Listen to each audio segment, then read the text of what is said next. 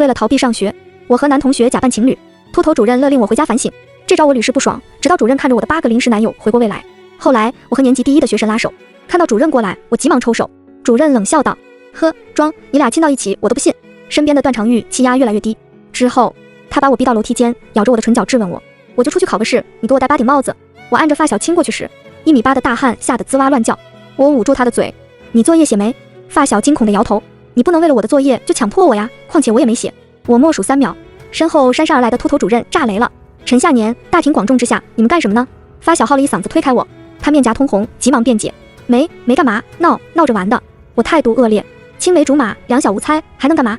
发小扯我衣角，主任大发雷霆，早恋，目无纪律，违反校规，回家反省。扯我衣服的发小不动了，主任转身的瞬间，发小默默给我竖了大拇指，至此成为艺术。回家那天，我发了个朋友圈，7天假期，手到擒来。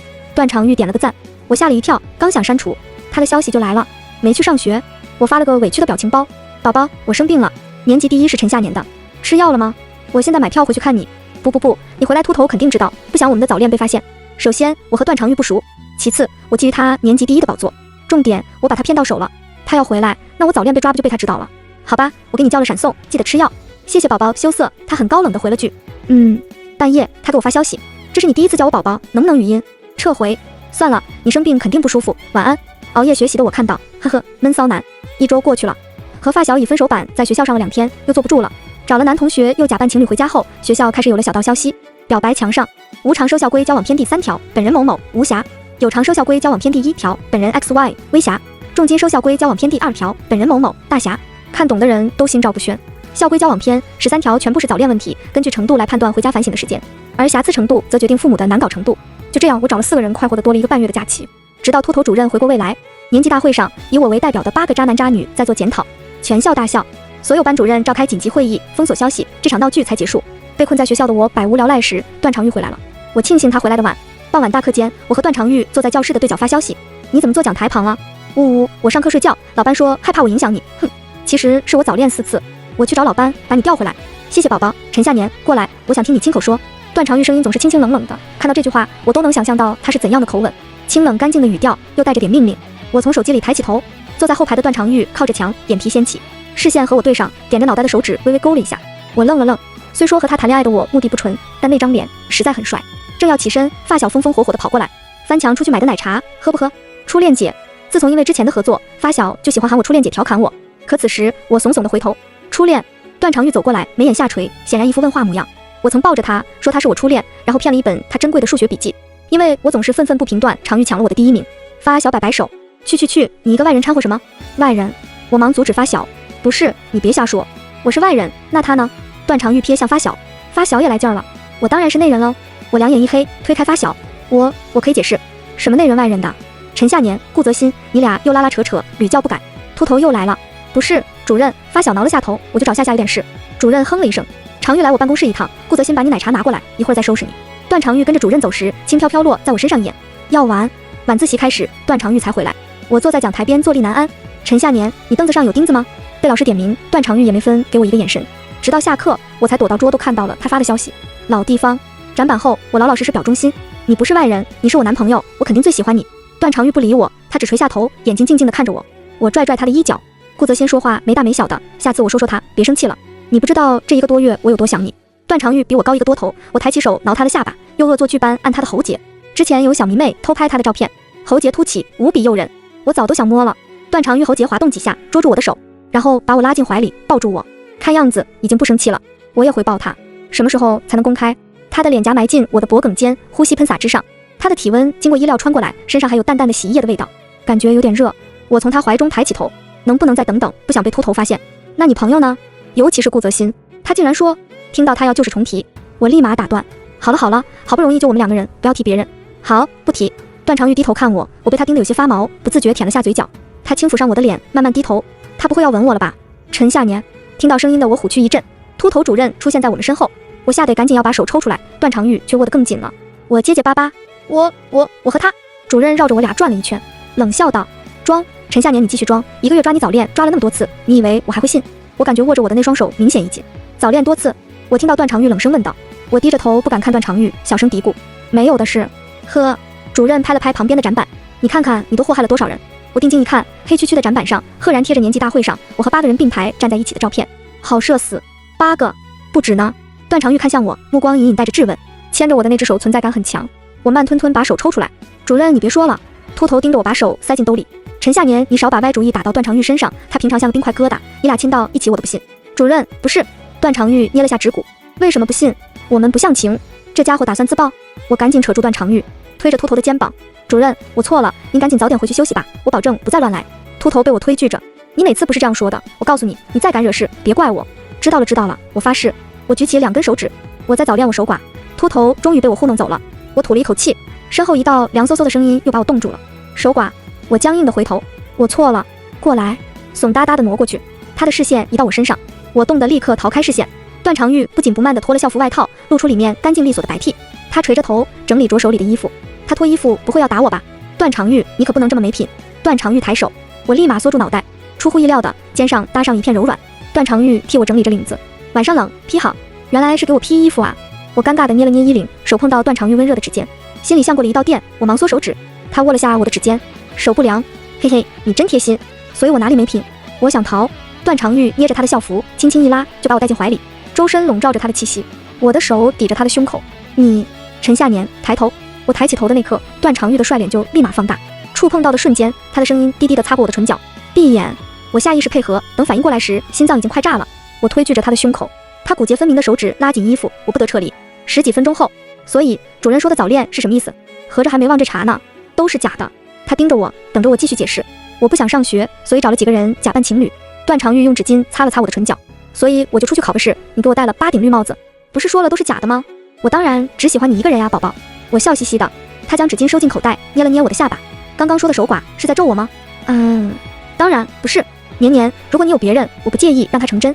段长玉眼睛很漂亮，看人时总是很深情，尤其是看我，睫毛浅浅的压下来，使那缕目光更沉更深邃。此刻还有一丝小小的偏执和占有欲。知道啦知道啦。时间有些晚了，路上几乎没了什么人，所以段长玉送我回了寝室。为什么不想上学？学校太无聊呗。我回家其实刚想解释我回家卷到凌晨2点，逃避上学其实是讨厌环境。不过转念一想，我和段长玉谈恋爱不就是为了让他放松警惕吗？我立马话锋一转。我在家躺了1个月，2眼一睁就是睡，翻身一起就是吃，手机一抖就开擦。没有，我可不看擦边。此地无银300两，我还什么都没说呢。曹，怎么感觉被亲了一下智商变低了？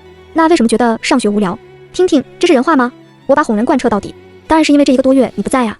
月光下，段长玉的耳朵笼上一层红。可我回来了，以后我们就一起学习，这样就不会无聊了。这也不是人话。好呀。过了几秒，如果还是无聊，我们一起逃课出去玩。这家伙不会是恋爱脑吧？也太好攻略了。次日，老师在讲台上讲得热火朝天，我坐在讲桌旁昏昏欲睡。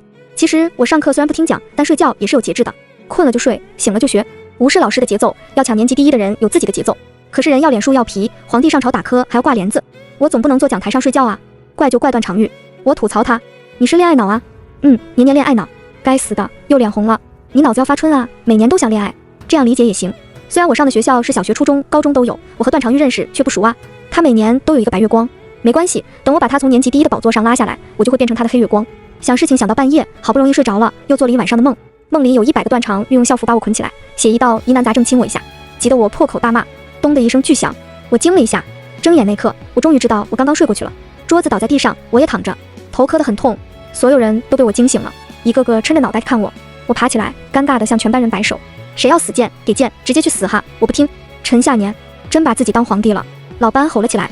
我这才彻底醒过来，全班人一个个抖成筛糠，听到这话都变成石矶娘娘。陈夏年，要不要把你桌子搬门外？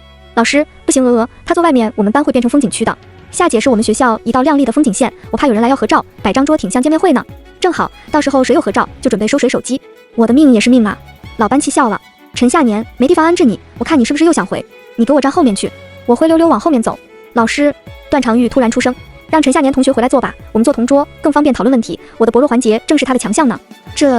此时段长玉在我眼中就像一束光。你不怕他影响你吗？段长玉看了我一眼。不会，我觉得很可爱。不是，他俩不是不熟吗？第一次见段学霸帮别人求情，总感觉有别的原因。我靠，年级第1与年级第2的较量，表面风平浪静，但感觉他俩之间有火药要炸，就不能是火花？听说有人看到他俩背地里牵手，哈哈，傻子才信。好了，都别吵了。陈夏年，你坐回去吧，再让我发现你挑事，放假你也得给我带到学校。以老实，求放过。下课，我闷头睡觉。自习课开始时，我才悠悠转醒。我揉了揉脑袋，才发现头上鼓了一个大包。龇牙咧嘴扁着嘴时，面前的课桌上就摊开一只手，手心放着一个冰袋。刚去医务室买的，敷一下。谢谢啦，嘿嘿，骗来的男朋友还挺有用。我美滋滋的敷冰，不一会儿就感觉不太舒服。右手写着字，拿冰的左手很动，手心画了一层冰水，冰块又硬又硌的，不贴额头。不一会儿我就懒得敷了。见状，段长玉未从题中抬头，也未说一句话，顺手就接过了我手里的冰块。我以为他的意思是不好好敷就放下。我悻悻地写题，蓦然我感觉额头一片冰凉，很柔软，凉丝丝的，很舒服。是段长玉的手，他刚握了很久的冰。你写你的题，我帮你敷。他看了我一眼，我被里面温和的柔情给烫住。你怎么还 cos 果郡王？我觉得他手心很舒服，低下头蹭了蹭他的手心。段长玉手一顿，抬起又落下，轻轻地揉了揉我的发顶。好好写题，别乱动。不是，我脸怎么这么烫？写题写红温了。我全然不知这一幕被顾泽新看到了，一抬头就看到他眼睛瞪得像铜铃。很快他消息就来了，我赶紧躲到抽屉里回消息。顾，什么情况？我装傻。什么情况？顾，他为什么摸你头？我头上有油，他摸一下拿不起笔。顾，你当我是傻子？我觉得有必要和他坦白一下，免得他又说什么错话。我俩谈了，谈什么？谈人生，谈理想，谈辈子。不可能不可能，你们是宿敌，宿敌怎么会谈恋爱呢？宿敌就是宿敌，谈恋爱你们还怎么竞争？难道你们的上下角逐要转移到床上吗？宿敌是可以谈的。哦不，我是说谈恋爱也可以当宿敌。哦不对，我是说宿敌谈恋爱。你病了？滚！我在扰乱军心，抢他的年级第一。可是你已经很久没有脸红成猴屁股了。我摸了摸发烫的脸颊，有吗？我觉得有必要让他相信一下。把给段长玉的备注截图给顾泽新，看看我的备注如何呢？好死不死，段长玉也给我发消息，网还卡了一下。我切出去换流量卡，再点进去就看到我把截图错发给段长玉了，上面大拉拉的9个字，年级第一是陈夏年的。他引用截图，你真这么想？完啦，他要知道我的目的了。我思索片刻，嘴硬，那咋了？年级第一是陈夏年的，是你的。小狗撒花表情包 GIF， 他在羞辱我。我水哭了，鱼知道，哥哭了，谁知道 GIF， 我会一直是奸你，永远 GIF， 年级第一是陈夏年的，我会一直喜欢你的。可爱猫猫头 GIF， 羞辱我过后的愧疚。我低声些，难道光彩吗？对话框上面的正在输入中闪了好久，段长玉的消息才过来。年年，我不光彩吗？我偏头就看到段长玉深深地望了我一眼，把手机扣到桌兜里，右手写着题，睫毛垂着，压下一片阴影，薄唇轻抿。怎么看怎么有点委屈呢？是错觉吧？回到对话框解释，却发现自己误出了几个表情包。大房都没哭，你二房好什么 GIF， 和你的牛志说再见吧 GIF， 如何呢 GIF， 年级第一是陈夏年的。哦，我的形象。我戳戳他的胳膊，他不理我，看样子是已经生气了。哄一下，可是我不会哄人啊。如果竞争对手低头的话，大概会痛快一点吧。所以我违背我真诚的品格，回了一句小弟膜拜你 OK。 段长玉不回复了，小男人还挺记仇的。周末我去了理发店，烫了一头大波浪。段长玉好像要和我对着干，他早上7点给我发了一张穿着无袖背心跑步的照片，肌肉奋张，湿汗淋漓，是炫耀。我捏了捏肚子上的游泳圈，您就闹心吧。看到我回复，他又接连发了几张照片，头发被撩上去，露出光洁的额头，一些碎发粘在一起，眼睛湿漉漉的，鼻梁上的小痣更黑了，因为出汗，皮肤看起来更白了。还闹心吗？这个闹心好像变了味，更闹了。耶，线条小狗 GIF， 我一面不耻他这种炫耀的行为，一面又嘶哈嘶哈的保存。中午他又给我发了丰富的午餐，刚准备节食的我嘲讽我。下午他把写的试卷发给我，粗略看一下，全对。挑衅我，您没有自己的是吗？出去玩了勿扰。我随手发了一张之前和朋友出去玩的照片。我知道了，我是酒店不是家。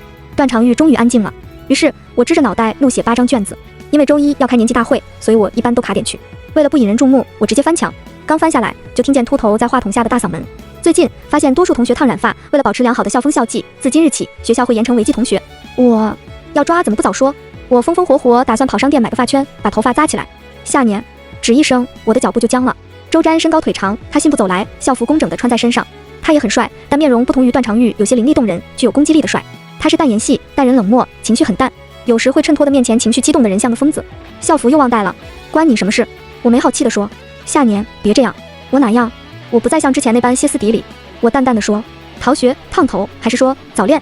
闻言，周瞻嘴唇颤了颤，机遇开口。我勾勾唇角，我知道之前你都是故意违纪的，你不会早恋的。我昂起头，嘲讽地笑，你很了解我呀？你凭什么这样认为？因为周瞻顿了顿，你一直都闭嘴，不想听。我与他擦肩离开时，耳边传来他有些破碎的声音。下年你不喜欢我了吗？你算什么东西呢？我捋了把头发，满眼轻蔑。周瞻无视我的嘲讽，对不起，那时是我错了，伤害了你。可是下年我发现你在我心里已经不算妹妹了。我忘不。曹兔崽子，你还敢来找夏夏？顾泽新不知道从哪跳出来，一拳捶到了周瞻的肩膀上。周瞻也冷了下来，这不关你的事。周瞻，我怎么没发现你这么不要脸呢？当初你 TM 太不是东西了。当初记忆拨回几年前的夏天，那时我还很听话，好好学习，好好吃饭，满心盼着爸妈从全国各地繁忙的公务中抽出时间回家。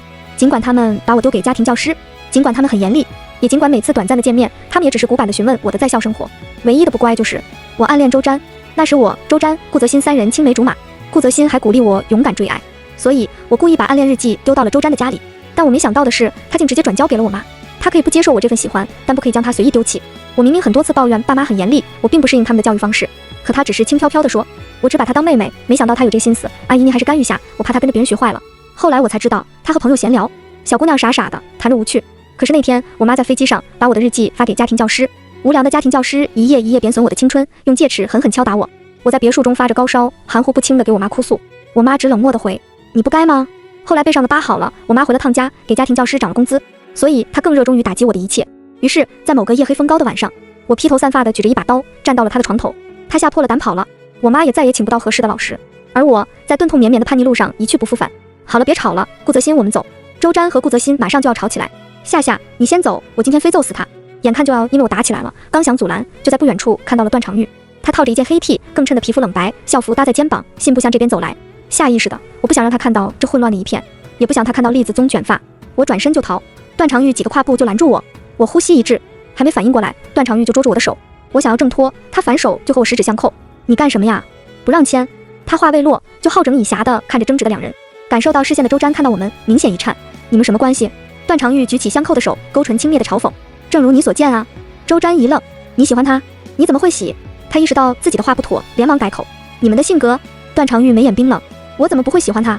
针锋相对，周瞻轻轻地笑了下。你见过夏年从前的样子吗？或许你从来不知道真正的他。段长玉像是听到什么笑话。我管从前做什么，我只知道现在站在他身边的人是我，你可以吗？轻飘飘的反问让周瞻的目光暗淡下来。行了行了，周瞻你能不能滚？我觉得夏夏和段长玉配得很。顾泽新说，手心抓出了汗，我松了松手，却不经意瞥到距离我们只有几步远的秃头主任，他手里还拿着一个发光的魔仙棒，看来是刚收的。我吓了一跳，不知道他有没有听到顾泽新的话。哦对，还有我的头发。我一边抽手一边找不什么配不配的，现在我无心恋爱，只想自己一个人静一静。段长玉错愕地扭过头看我，声音有些委屈。年年，你说什么呢？难不成你还没走出来？没关系，就算你无心恋爱，也还是选择了我。我无视他的逆天发言，只想把自己的手抽出来，我要逃啊！你先放手，先放手啊！不放。陈夏年，秃头主任还是看到我了，我两眼一黑，准备晕倒。主任上上下下扫了我一眼，看到我和段长玉相扣的手，正要跳起来，就又看到了我的头发。我感觉他下一秒就要掐自己的人中了。解释头发。好了，长玉，你可以放开陈夏年了。主任用魔仙棒把我俩的手拍开，大老远就看到陈夏年要跑，多亏了段长玉你替我抓住他。段长玉的脸上有了一丝裂痕。主任，你说的自己信吗？我恍然大悟，报复。段长玉，你这是报复。段长玉有些呆滞。我没有。长玉，你先回去。主任用魔仙棒挑起我的卷发。我今天是不是刚说过学校禁止烫染发？我狡辩。您说的时候我都已经弄好了，您说晚了。合着上次抄100遍校规的不是你，还真不是我，是我一个小迷弟写的。你说说你，头发搞那么夸张，这是学习的地方，不是让你臭美的。更何况你以为我不知道你私底下喜欢调戏人家腼腆文静的小男孩吗？我心虚的抬头，段长玉又是那副隐忍受伤的模样。主任，你这就不对了，我无非就是跳脱了些，都是正常相处，是他们经不住诱惑罢了。啪的一下，主任拿着魔仙棒往手心使劲拍了一下，他牙齿咬得咯咯响。要不是看你是小女孩，我早抽你了。哎，这是什么？魔仙棒里被甩出一张纸条。主任捡起来，陈夏年同学你好，我喜欢你好久了，自从上次在鬼屋你抱了我，我就深深被你吸引了。听说你喜欢魔仙棒，我特意给你买了黄金联名款，今晚北门小树林，你拿着这个发光魔仙棒去找我，我想亲手把小项链给你戴上。主任气斗冷，反了这小子，敢正大光明在学校约会，还有你为什么抱他？我看看主任，又看看段长玉，他眼皮压下来，凉意从眼尾一点点蔓延，薄唇轻抿，那眼神颇像抓到妻子出轨的丈夫。我摊开手，我不造啊，上次闺蜜组局去鬼屋，所有人都鬼哭狼嚎，他们都往我怀里钻，难道不怕鬼也是错？主任眼珠子一转，先回去上课，之后再找你去算账。得，那小男孩要玩。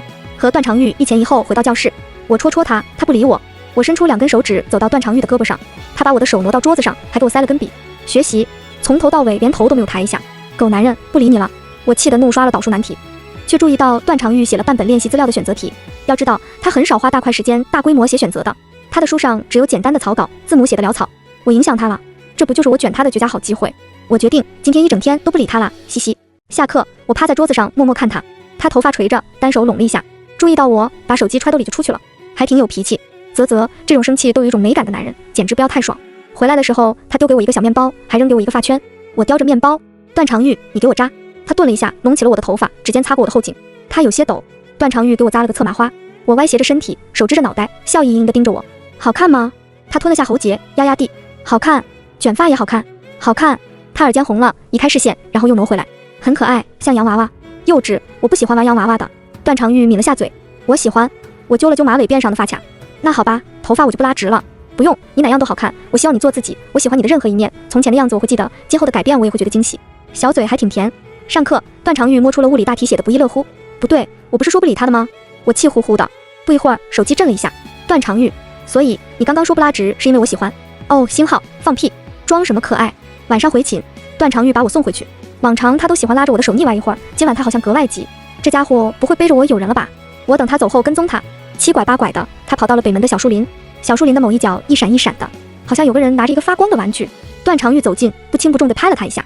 那人欣喜地扭过来，陈同学，你终于来了。我……段长玉蹙眉，啧了一声，同学认错人了吧？那人直接弹跳开，定睛一看，你是段长玉。段长玉毫无感情的夸奖，眼神挺好。男生狐疑，你来这干嘛？路过。哦，我等人。男生又淡定坐到石凳子上。段长玉捏了捏指骨，别等了，他不会来。你怎么知道？你又不是他，你不过就是他的同桌。不值。什么不值？你该不会觉得自己和他很配吧？不然呢？段长玉凉凉地说。男生像是听到什么笑话，陈夏年怎么可能喜欢你？别搞笑了。段长玉折好了校服袖子，也不再废话，直接揪起他的领子。他喜欢我喜欢得很，我警告你，再往他桌兜里塞情书骚扰他，我弄死你。情书？怪不得自从和段长玉做同桌，我就很少收到表白信了，我还以为自己的魅力下降了呢。情书都被你扔了？不对呀，虽然今天主任收了我的表白信，但我又写了一封，放的时候你根本不在。话说完，男生就感觉身后有人，先映入眼帘的是一个发光的魔仙棒，男生立马激动地抱住。陈同学，我就知道你看到了我的信，我不是你的陈同学，我是你的张主任，我来送你滚回家反省。主任秃秃的脑壳在黑暗中格外亮，犹如指路的明灯。陈夏年一个小姑娘，你大半夜把人家约到这干嘛？人都没认清就直接抱，他要是来了你还打算做什么？秃头脾气一下子爆了。我没想做什么，我就是喜欢他。喜欢就是这样做的。我以为他会喜欢我的，毕竟我们都一样。一样什么？一样捣蛋。他捣蛋考年级第2，你捣蛋钻小树林。我跟你说，你这不是捣蛋，是扯淡。卧槽，这秃头说话挺让人感动的。我听得入迷了，一个趔趄踩到了树枝上。谁？我默默地举手。是我。主任，你看，陈夏年真的来了。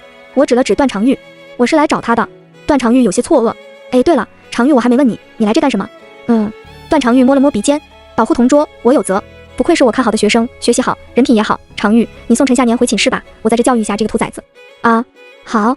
段长玉走过来，躲避了我的视线。我偷偷勾了他的手指。主任，他俩偷偷搞对象。一嗓子吓得我一抖。闭嘴！他俩不可能，一个死正经，一个玩抽象，少转移我注意力。段长玉顿了一下，在主任身后光明正大地捉住了我的手。我以为主任变得好说话了，原来他是收拾完别人才来找我的。我顶着才做了3天的头发。我吗？不然呢？拉直。我不要，我扎起来还不行吗？主任，你最好了，我保证这次你要是准了，我以后就不闯祸了。少油嘴滑舌，必须搞直。主任叹了一口气，过几天你妈妈要来，你听话一点，早见早结束。我的脸色立马差了起来。我不见，听话，哪有孩子拒绝见父母的？你装得乖一点，你妈舒心，你也好受一点。我凭什么要让她舒心？我巴不得让她更气一点。那你开心吗？我的开心不重要。下年，秃头叹了口气，你别倔，再坚持坚持就该高考了。就倔。气呼呼的从秃头的办公室出来后，我想也没想就翻墙出去了。Tony 问我想要什么发型时，我才反应过来，想到秃头曾经指着我的头发嫌弃，你这头发招黄毛。我一拍椅子，剪短，微分碎盖，染黄。Tony 连啊了2下，你要当黄毛吗？不行吗？当然可以。从理发店出来时，我感觉自己神清气爽的。我又买了几套难替换上，照镜子，怪不得黄毛那么自信，我都要爱上自己了。照例翻墙进去，路上遇到了许多女生。卧槽，这帅哥是谁？新转来的吗？之前怎么从来没见过？双眼皮粉唇帅哥，眼睛好大，桃花眼迷死谁？痞帅风啊，和段长玉性冷淡风有的一拼。他看过来了啊！我弯了弯唇，冲他们吹了个口哨。美女，你腿好细，这声音咋这熟悉？趴到位置上睡觉时，段长玉回来了，他拍了拍我的肩，没什么表情。同学，这是我女朋友的位置。哈，我抬起头，你看看我像不像你男朋友？抱歉，我不是。年年，段长玉艰难地开口。你怎么？我用笔挑起他的下巴。怎么？我不帅吗？帅。段长玉竭力寻找着形容词，就是有点。他修长的手指推开我抵着他下巴的笔，有点强势。段长玉脖梗有点红，轻抿了一下唇角，水光涟漪。宝宝，你看起来好诱人。我被叫到办公室时，见到了我妈，一身精心打扮，女士白衬衣工整地塞到休闲裤里，臂弯挎着昂贵的包包。张主任，陈夏年怎么还没过来？找我什么事？我叉腿坐在沙发上，给自己倒了杯秃头的茶，很让人期待的。我妈的震惊几乎维持不住体面。陈夏年，你就是这样上学的？怎么啦？我捋了把头发，我又没有被黄毛骗走，你那么激动干什么？头发、衣服，这都是怎么回事？如你所见，立马把头发搞回来，简直有损门面。你的门面就是这些外在的东西啊？那你放纵家庭教师对我辱骂，好像也挺掉面的，真搞笑兮兮。陈夏年，你怎么变成这个样子了？我一直都是这样子，你来有什么事？赶紧说完，没什么事我就先回去了。我妈这才想到正事，她从包中拿出申请表，我打算让你出国，你看看这3所学校，你心仪哪个？我的脸一下黑了，我不可能出国的，由不得你。我将申请表撕成整整齐齐的碎片，你休想控制我。事情都说完了，我不同意，你可以走了。你不同意也得同意。我扯了个笑，那要不你把包放好，好好给我讲讲出国的理由。我躺在沙发上，悠闲地听着他絮叨。许久，我才出声：飞机等急了吧？赶紧走吧，日理万机的徐女士。我妈焦急地看了眼腕表，才沉着脸，踩着高跟离开了。把这件事告诉段长玉时，我正把她逼到角落强吻。晚自习结束的教室昏暗安静，她坐在凳子上，偏头喘了口气，脖梗一片红色起伏。你要反啊？我捏住她的下巴。好大的脸，你当自己是皇帝呀？老子才是皇帝，你这个男人只能当宠妃。她摸了把我的头发，宠妃也行。那爱妃帮我想一想，皇额娘让朕出国怎么办？出国？段长玉手顿住。但是我不想出。为什么？我能感觉到他的紧张。国内高校我都能随便上，出国干嘛？再说了，我凭什么听他摆布？那就不出。段长玉抱住我，声音有些许失落。当然了，男朋友还在这里吗？黑暗中，段长玉偷偷勾起了唇角。在学校的1个月很快，我们放了小假。临近高考，我决定单方面和段长玉休战。下午，我和他在微信卷进度，80分钟一套数学卷，英语卷148，30分钟搞定物理大题。正玩得不亦乐乎，我妈回来了。她不是远在 A 国吗？陈夏年，我决定把你送去国外，不管你同意与否。我满不在乎地说。那我就一头撞死。这段时间你不用去学校了，准备资料就行。我妈从身后抽走我的手机，我正要起身去夺，她快步走出门，反手将门锁住了。这段时间我会在家办公，你安心休息。我妈的声音经过一门之隔传过来，仍显得无比刻薄。我将所有能砸的东西都砸到门上。你知不知道我马上就要高考了？反正要去国外，考不考无所谓。我有种深深的无力感，没有手机，我谁都联系不上，只能像疯子般摔坏屋内的所有东西。是夜，我翻出自己房间的逃生绳，从窗户翻了出去。由于太过激动，落地时我差点真脚，身后蓦然顶住一个胸膛，我吓得差点叫出声。别喊，是我，段长玉，你怎么在这儿？他穿着一身黑色冲锋衣，头发上沾了些露珠。正和你发着消息，你却突然不见了。我知道你晚上有打游戏的习惯，可你一直没上号。我问顾泽新要来你家地址，就想来看看，万一我只是今天不想玩游戏呢？或者说我是故意不理你呢？